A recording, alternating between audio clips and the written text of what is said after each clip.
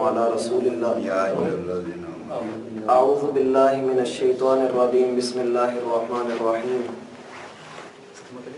خالق کائنات کا فرمان ہے، اے وہ لوگوں جو ایمان لائے ہو، یقیناً شراب اور جوا اور بت اور فال نکالنے کے تیر ناپاک ہیں، شیطان کے عمل سے ہیں، لہٰذا تم اس سے بچو تاکہ تم کامیاب ہو جاؤ۔ زیر نظر آیت کے اندر اللہ سبحانہ و تعالی نے 4 چیزوں کا ذکر کیا ہے، اور ان 4 چیزوں کا ہمارے معاشرے کے اندر جس قدر رواج پایا جاتا ہے، حیرانگی کی بات یہ ہے کہ ہم جانتے بوجھتے بھی ان چیزوں کی طرف اپنے دلی میلان کو ظاہر رکھتے ہیں۔ ہم سب اس بات کو جانتے ہیں کہ کوئی بھی ایسی چیز جو گناہ کی طرف لے جانے کا سبب بنے وہ بھی حرام ہوتی ہے، اور کوئی بھی ایسی چیز جس سے اللہ کی نافرمانی ظاہر ہو رہی ہو وہ بھی اللہ رب العزت کے ہاں انتہائی عقوبت کی حامل ہے۔ درس کے اندر جن چیزوں کو ہم نے ذکر کرنا ہے یہ ہم بہت پہلے دوسرے سپارے میں اور 5ویں سپارے میں پڑھ کے آئے ہیں۔ ہم نے دوسرے سپارے میں پڑھا تھا یسألونک عن الخمر والمیسر قل فیہما اثم کبیر ومنافع للناس۔ لوگ آپ سے سوال کرتے ہیں شراب اور جوئے کے بارے میں، آپ ان کو کہہ دیں کہ ان کا گناہ بھی ہے لیکن ان کے اندر فائدہ بھی موجود ہے۔ شراب کا فائدہ یہ ہے کہ وقتی طور پہ بندے کو اس کے پینے کی وجہ سے ذہنی سکون ملتا ہے، اور وہ تمام چیزوں کو چھوڑ کر اپنی ہی بونگیاں ماری جاتا ہے، جو اس کے ذہن میں آتا ہے ہذیان بکتا ہے، وہ اپنے آپ کو ذہنی سکون دینا چاہتا ہے، اس لیے وہ شراب کا استعمال کرتا ہے۔ اللہ رب العزت فرماتے ہیں قل فیہما اثم کبیر ومنافع للناس، ان دونوں میں شراب اور جوئے میں گناہ بہت زیادہ ہے لیکن لوگوں کے لیے فائدہ بھی موجود ہے۔ محتاط صحابہ کرام نے جب اس آیت کو سنا اور پڑھا تو انہوں نے اپنے آپ کو شراب اور جوئے سے کلی طور پہ الگ کر لیا، لیکن چونکہ ابھی شراب کی اور جوئے کی صحیح طرح سے واضح الفاظ میں حرمت نازل نہیں ہوئی تھی کہ چند دنوں کے بعد ایک اور واقعہ پیش آ گیا جس میں ایک صحابی نماز پڑھا رہے تھے، انہوں نے کہا قل یا ایھا الکافرون، اے محمد صلی اللہ علیہ وسلم آپ کہہ دیں کہ اے کافرو لا اعبد ما تعبدون، نہیں میں اس چیز کی عبادت کرتا جس کی تم عبادت کرتے ہو۔ قرآن میں تو اس طرح لکھا ہے، لیکن اس صحابی نے شراب پی ہوئی تھی، ابھی حکم واضح نہیں تھا، بس یہی تھا کہ شراب کی قباحت ہے، عبادت کے اندر بھی ابھی بعض صحابہ کرام یہ پی لیا کرتے تھے۔ اب اس صحابی کے الفاظ یہ تھے اعبد ما تعبدون، انہوں نے لفظ لا چھوڑ دیا۔ جب وہ لا چھوڑا تو اس کا ترجمہ یہ بن گیا کہ میں اس کی عبادت کرتا ہوں جس کی تم عبادت کرتے ہو۔ اللہ رب العزت نے جب یہ کنڈیشن دیکھی تو آیات نازل فرما دی۔ 5ویں سپارے میں ہم نے پڑھا تھا یا ایھا الذین آمنوا لا تقربوا الصلاۃ وانتم سکارى، اے ایمان والو نماز کے قریب نہیں جاؤ اس حالت میں جب تم نشے کی حالت میں ہو۔ اب یہاں پر مزید صحابہ کرام متنبہ ہو گئے کہ یقیناً کوئی نہ کوئی ایسا حکم نازل ہونے والا ہے کہ جس میں شراب کی حرمت نازل کر دی جائے گی۔ ابھی یہ آیات اتری ہی تھیں کہ سیدنا عمر فاروق رضی اللہ عنہ نے دعا کی کہ اے اللہ ہمارے لیے واضح بیان نازل کر دے، ہمارے لیے واضح حکم نازل کر دے تاکہ ہم بھی دیکھ لیں۔ اللہ رب العزت نے قطعی طور پہ واضح الفاظ میں جو آج کی آیت ہم نے پڑھنی ہے اس کے اندر شراب کو حرام کر دیا، اور یہاں سے یہ بھی ہمیں سمجھ آتی ہے کہ اللہ کی حکمتیں کتنی باکمال ہیں۔ جب اسلام نیا نیا تھا تو اللہ نے شراب کو فوراً حرام نہیں کیا کیونکہ ممکن ہی نہیں تھا۔ مکہ میں بھی شراب چلتی تھی اور مدینہ میں بھی شراب چلتی تھی۔ سیدنا انس رضی اللہ عنہ بیان کرتے ہیں کہ میں اپنے سوتیلے باپ ابو طلحہ رضی اللہ عنہ کے گھر میں بیٹھ کر اپنے چچاؤں کو، اپنے باپ کو اور بڑے بڑے جلیل القدر صحابہ اکرام کے نام ذکر کر کے کہنے لگے میں ان سب کو شراب پلا رہا تھا، سارے کے سارے نشے میں دھت تھے، لیکن ہم نے اچانک ایک کہنے والے کی آواز سنی، ہمیں اس کی سمجھ نہیں آئی۔ کچھ دیر کے بعد میرے والد کہنے لگے کہ بیٹے باہر جا کر دیکھو کہ پکارنے والا کیا پکار رہا ہے۔ کہنے لگا میں باہر نکل ہی رہا تھا کہ آگے سے ایک بندہ آ کر کہنے لگا تمہیں کچھ خبر ملی ہے کہ کیا ہوا ہے؟ کہنے لگے میں نے کہا کہ نہیں مجھے خبر نہیں ملی، تو کہا اللہ رب العزت نے شراب کو حرام کر دیا ہے۔ کہتے ہیں میں بھاگا بھاگا اندر آیا اور اپنے والد محترم کو ذکر کیا کہ اللہ کے رسول صلی اللہ علیہ وسلم نے ایسے اور ایسے کر دیا ہے۔ انہوں نے مجھے حکم دیا کہ یہ شراب کا مٹکا اٹھاؤ اور جا کر فوراً اس کو توڑ دو، اس کو ضائع کر دو۔ اور پھر صحابی کہتے ہیں کہ وہ دن ایسا دن تھا کہ مدینہ کی گلیوں میں شراب کا سیلاب آیا ہوا تھا، لوگ گلیوں کے اندر اپنی ساری شراب جو ذخیرہ کی ہوئی تھی جو استعمال کر رہے تھے، بلکہ بعض روایات میں یہ بھی آتا ہے کہ آپ علیہ السلام کے صحابہ نے اپنے گلوں کے اندر ہاتھ ڈال کے وہ کہہ کر دی کہ ہو سکتا ہے کہ ہم لیٹ ہو گئے ہوں اور اللہ کا حکم پہلے آ گیا ہو، وہ شراب بھی باہر نکال دی۔ اور وہ وقت بھی دیکھیں کہ جب اللہ کے رسول صلی اللہ علیہ وسلم نماز پڑھا رہے ہیں، نماز پڑھانے کے دوران میں اللہ رب العزت نے حکم دے دیا فَلَنُوَلِّيَنَّكَ قِبْلَةً تَرْضَاهَا، ہم آپ کو اس طرف پھیر دیتے ہیں جہاں آپ چاہتے ہیں۔ صحابی کہتے ہیں اللہ کے رسول نے نماز میں اپنا رخ بدل کے بیت اللہ کی طرف کیا۔ ظہر کی نماز میں یہ واقعہ پیش آتا ہے، عصر کی نماز کے وقت ایک بندہ دوسری بستی میں سے گزر رہا تھا، اس نے دیکھا کہ کچھ صحابہ کرام نماز ادا کر رہے ہیں بیت المقدس کی طرف منہ کر کے۔ اس نے کہا کہ اللہ کے بندو اللہ کی قسم میں نے اللہ کے رسول کے ساتھ نماز ادا کی، وہ بیت اللہ کی طرف منہ کر کے نماز ادا کر رہے تھے۔ اطاعت کا یہ عالم تھا اور اطاعت کی وہ تصویر تھی کہ رکوع میں پوری جماعت ہے لیکن یہ حکم سننے کے بعد رکوع میں ہی ٹرن لے لیا اور بیت اللہ کی طرف منہ کر لیا۔ یہ ہوتی ہے اطاعت، اللہ ہمیں ایسی اطاعت نصیب فرمائے۔ پھر یہاں سے یہ بات بھی سمجھ آتی ہے، چلیں اس نقطے کو آخر پہ نوٹ کرتے ہیں۔ آگے اللہ فرماتے ہیں والمیسر، جوا کیا چیز ہے؟ جوئے کی آسان سی تصویر، آسان سی اس کی جو تعریف ہے وہ یہ ہے کہ ہر وہ فائدہ جو بندے کو بغیر محنت کے بغیر کسی وجہ کے حاصل ہو رہا ہو تو ایسی چیز جوا ہوتی ہے۔ اس میں پرائز بانڈ بھی شامل ہوں گے، لکی کمیٹیاں بھی اس میں شامل ہوں گی، قسطوں کا کاروبار بھی اس میں شامل ہوگا، اور اسی طرح سے جو لوگ میچ کے اوپر جوا لگاتے ہیں یا بچے بنٹے کھیلتے ہوئے یا گولیاں کھیلتے ہوئے یا سنوکر کھیلتے ہوئے جو جوا لگاتے ہیں، یہ سارے کا سارا حرام ہے، سارے کا سارا حرام ہے۔ انسان کو بلا وجہ کہیں سے بغیر کسی چیز کے فائدہ مل رہا ہو تو یہ چیز حرام ہے۔ بعض لوگ یہ کہتے ہیں کہ پرائز بانڈ کا استعمال کرنا یہ جائز ہے، کچھ لوگ اس کو جائز قرار دیتے ہیں، وہ کہتے ہیں نہ تو اس میں سود ہے اور نہ ہی اس میں جوا ہے، حالانکہ یہ عین سود بھی ہے اور عین جوا بھی ہے۔ کس طرح سے؟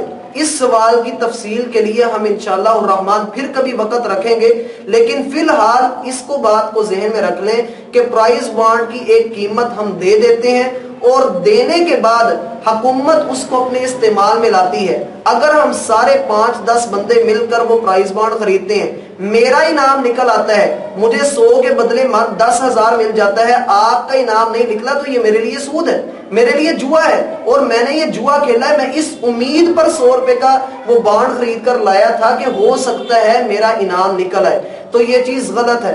اسی طرح سے کوئی بندہ یہ کہے کہ میں کھیلتا ہوں، یعنی آؤ بیٹھ کر لوڈو کھیلتے ہیں اور لوڈو کھیل جو جیتا اس نے یہ چیز، ہارنے والا اس کو یہ چیز دے گا، اتنے پیسے دے گا، یہ چیز کھلائے گا، تو یہ ساری کی ساری چیزیں جوئے کے اندر شامل ہیں اور یہ حرام ہے۔ اور یہ بات کہ اگر کوئی اپنی خوشی سے کھلا دیتا ہے، ہارنے والا یا جیتنے والا خوشی سے کھلا دیتا ہے تو اس کے اندر کوئی حرج کی بات نہیں ہے، لیکن یہ مشروط کر کے کرنا کہ تم نے ایسے ہی کرنا ہے، ہارنے والی ٹیم کھلائے گی، ہارنے والی ٹیم ایسا کرے گی ہی، تو میرا بھائی یہ چیزیں ساری کی ساری حرام ہوتی ہیں۔ پھر سوال یہ ہے کہ اگر شرط لگا کر سنوکر نہیں کھیل رہے، شرط لگا کر کرکٹ نہیں کھیل رہے، شرط لگا کر کوئی بھی کھیل نہیں کھیل رہے، تو پھر کیا وہ کھیل کھیلنا جائز ہے یا نہیں جائز؟ عام خلاصے کے طور پہ اس کا جو حکم ہے وہ یہ ہے کہ یہ ساری کی ساری چیزیں مکروہ کھیلی جا سکتی ہیں، لیکن مکروہ کس وجہ سے ہے کہ بندہ اس میں مشغول اتنا ہو جاتا ہے کہ بعض اوقات نماز کا ٹائم نکل جاتا ہے. اور میرے خیال سے نبیوں سے بڑھ کر زیادہ فرض کا دھیان رکھنے والا کوئی نہیں ہوتا. ایک نبی کا واقعہ سناتا ہوں. سلیمان علیہ السلام، ان کے پاس پروں والے گھوڑے تھے اور اللہ رب العزت نے یہ 700 گھوڑے ان کو دیے ہوئے تھے. ایک دن اپنے گھوڑوں کا معائنہ کرنے لگے. اندازہ کیجئے گا وقت کے نبی ہیں، گھوڑوں کا معائنہ کرنے لگ گئے، یعنی اپنے ریوڑ کو دیکھ رہے ہیں، معائنہ کر رہے ہیں، یہ گھوڑا کس طرح کا ہے، یہ کس طرح کا ہے، یہ کس طرح کا ہے. اتنے مشغول ہوئے کہ عصر کی نماز فوت ہو گئی. عصر کی نماز فوت ہو گئی. یہ ہے چیز کہ بندہ کھیل کے اندر اس قدر مشغول ہو جاتا ہے، اس قدر مشغول، بس آخری اوور ہے، بس یہ ہے، بس یہ ٹی وی کے سامنے بیٹھ کر دعائیں کر رہا ہے، یا اللہ پاکستان میچ جیت جائے، اور جس مسجد سے اذان کی آوازیں آ رہی وہاں پر جا نہیں رہا اور اسی رب سے مانگ رہا. یہ ساری چیزیں غلط ہیں. بندے کو ان چیزوں کی طرف نہیں جانا چاہیے. ہاں اگر وہ یہ دیکھتا ہے کہ میری فٹنس اس سے بہتر رہتی ہے اور میں اس کے اندر اتنا مشغول بھی نہیں ہوں گا، تو میں نے پہلے ذکر کر دیا کہ نبی جہاں نہیں بچ سکے تو ہم لوگ جن کے ایمان اتنے کمزور ہیں ہم کیسے بچ سکیں گے؟ اگر ہم کھیل ہی رہے ہیں، انسان کی فطرت ہے، وہ چلا جاتا ہے، کھیلنے چلا جاتا ہے، تو پھر مکمل دھیان رکھنے کی کوشش کرے، پورا دھیان رکھنے کی کوشش کرے اور اپنے اوپر یہ فرض کر لے کہ اگر میری نماز جماعت سے رہ گئی تو میں اتنا جرمانہ ادا کروں گا، میں اکیلا کمرے کے اندر اتنے منٹ اللہ کے لیے کان پکڑ کے رکھوں گا، یا میں اللہ کے لیے اتنی بیٹھ کے لگاؤں گا. یہ اپنے اوپر جرمانہ رکھ لے تو پھر تو یہ صورت تھوڑی بہت ٹھیک ہو سکتی ہے، لیکن ادروائز ہم اس کو جائز نہیں قرار دے سکتے. آگے اللہ فرماتے ہیں والانصاب. انصاب کے بارے میں ہم پہلے پڑھ چکے ہیں. انصاب ہر وہ قبر، ہر وہ مقام جہاں پر غیر اللہ کے نام کی چیزوں کو ذبح کیا جاتا ہو، غیر اللہ کے نام کے چڑھاوے چڑھائے جاتے ہوں، وہاں کا کھانا، وہاں کا پینا، وہاں پر جانا، یہ سارے کا سارا حرام ہے. اللہ کے رسول صلی اللہ علیہ وسلم کے پاس ایک آدمی آیا، آ کر کہنے لگا اے اللہ کے رسول، میں نے بوانا کے مقام پر اونٹ ذبح کرنے کی نظر مانی تھی، کیا میں اس کو پورا کر لوں؟ اللہ کے رسول نے صحابہ سے پوچھا بھائی بوانا کے مقام پر کوئی میلہ تو نہیں لگتا؟ صحابہ کرام نے کہا نہیں. کہا وہاں پر کوئی قبر تو نہیں؟ کہا نہیں. وہاں پر کوئی پتھر یا ٹیلا جس کو لوگوں نے مخصوص کیا ہو، کوئی بت بنایا ہو؟ کہا نہیں. کہا جا کر وہاں پر اپنی نظر پوری کر لو. یہ ہے. اور پھر اللہ کے رسول صلی اللہ علیہ وسلم ایک سفر پر جا رہے تھے تو صحابہ کرام نے کہا اللہ کے رسول ہمارے لیے بھی ایک ذات انوات یہ بنا دے. ذات انوات وہ جگہ جہاں پر مشرکین مکہ میلہ لگایا کرتے تھے. اللہ کے رسول صلی اللہ علیہ وسلم نے فرمایا تم نے تو وہ بات کر دی جو موسیٰ کے حواریوں نے بات کی تھی کہ اجعل لنا الہا کما لہم آلہہ، ہمارے لیے بھی ایک ایسا بت بنا دو جیسا کہ ان لوگوں کا بت ہے. حالانکہ پیچھے فرعون کو ڈوبتا ہوا دیکھ کر آئے. تو یہ چیزیں ساری کی ساری ایسی جگہوں پر جانا حرام ہے، وہاں سے چیزیں لینا دینا یہ سب کچھ غلط ہے. آگے ہے ازلام. ازلام کیا ہوتا ہے؟ اس کے اندر پہلی بات تو یہ کہ علم نجوم کا جو دعویٰ کرتے ہیں ہاتھ دیکھنے والے، جن کو اپنی قسمت کا حال اتنا معلوم نہیں کہ خود لوگوں کی قسمت کا حال بتا رہے ہیں اور خود فٹ پاتھ کے اوپر بیٹھے ہوئے ہیں. ان کے ستارے تو ساری عمر اللہ معاف کرے گردش کے اندر رہتے ہیں، اور جو لوگوں کے ستاروں کو گھیڑے دینے کی کوشش کرتے ہیں ایسے لوگوں کے بارے میں اللہ کے رسول صلی اللہ علیہ وسلم کا فرمان ہے کہ یہ تو ہے ہی وہ قوم کے جس کا ذکر کرنا یہاں مناسب نہیں ہے، لیکن جو ان کے پاس جاتے ہیں، ہاتھ دکھاتے ہیں اور اپنے ستاروں کے متعلق لیتے ہیں، یہ طوطے کی وہ فال نکلی ہوئی اس کے اوپر یقین کرتے ہیں، یہ ساری چیزیں اللہ کے رسول فرماتے ہیں کہ کوئی بھی بندہ اس کے اوپر یقین کر لیتا ہے، اس کی بات کو مان لیتا ہے، تو اس نے محمد صلی اللہ علیہ وسلم کی شریعت کا انکار کر دیا، اور 40 دن تک ایسے بندے کی نماز کو اللہ قبول نہیں کرتے. ان چیزوں کے بعد، ان ساری چیزوں کے بعد، میں نے ابھی کئی روایات ذکر نہیں کی، ان ساری چیزوں کے بعد آخری چیز جو میں نے کہا کہ شراب کے متعلق بتاؤں گا وہ یہ ہے کہ لوگ کہتے ہیں کہ جی شراب جوا یہ حرام نہیں ہے، قرآن میں نہیں لکھا ہوا. ہم کہتے ہیں ٹھیک ہے قرآن میں نہیں لکھا ہوا، لیکن اللہ کے رسول صلی اللہ علیہ وسلم کا فرمان ہے کل مسکر حرام، ہر وہ چیز جو بندے کو نشہ دے رہی ہو وہ حرام ہے. ہر وہ چیز جو بندے کو نشہ دے رہی ہو وہ حرام ہے.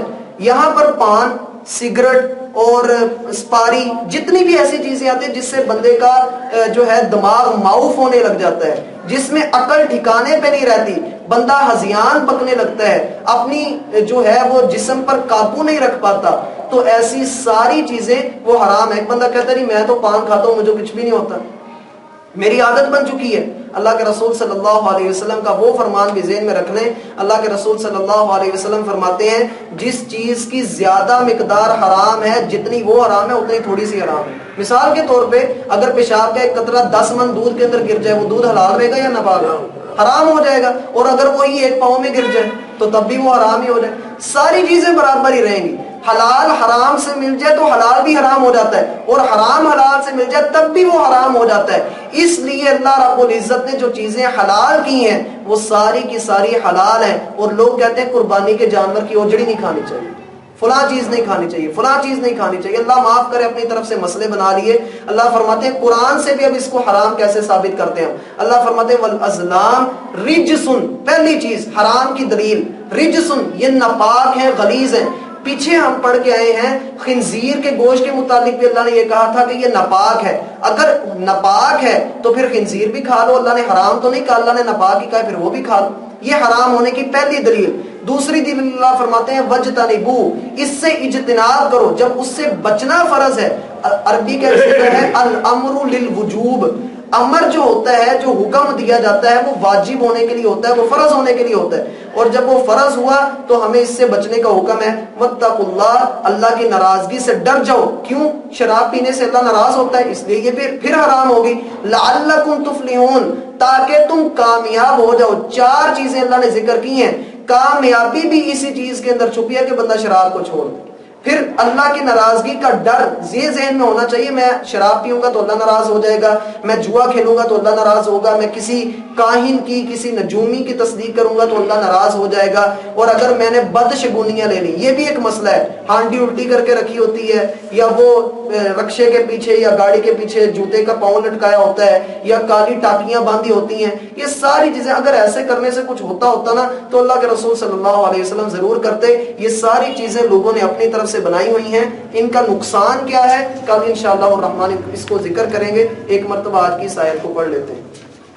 یا ایھا الذین, اے وہ لوگوں جو آمنو, ایمان لائے ہو, انما الخمر, یقیناً شراب, والمیسر, اور جوا, والانصاب, اور بت. بت سے مراد میں نے ذکر کیا ہے کہ جو بھی غیر اللہ کے نام کی چیزیں ہوں. والازلام, اور فال نکالنے کے تیر. یہ بھی ایک لمبی کہانی ہے جس کی جدید صورت میں نے بیان کی کہ طوطے کے ساتھ جو وہ نکالتے ہیں ہاتھ دیکھ کر کرتے ہیں. رجسن, ناپاک ہے. من عمل الشیطان, شیطان کا عمل ہے. فاجتنبوہ, لہذا تم اس سے بچو. لعلکم, تاکہ تم تفلحون, کامیاب ہو جاؤ. سبحانک اللہم و بحمدک, اشہد ان لا الہ الا انت, استغفرک و اتوب الیک.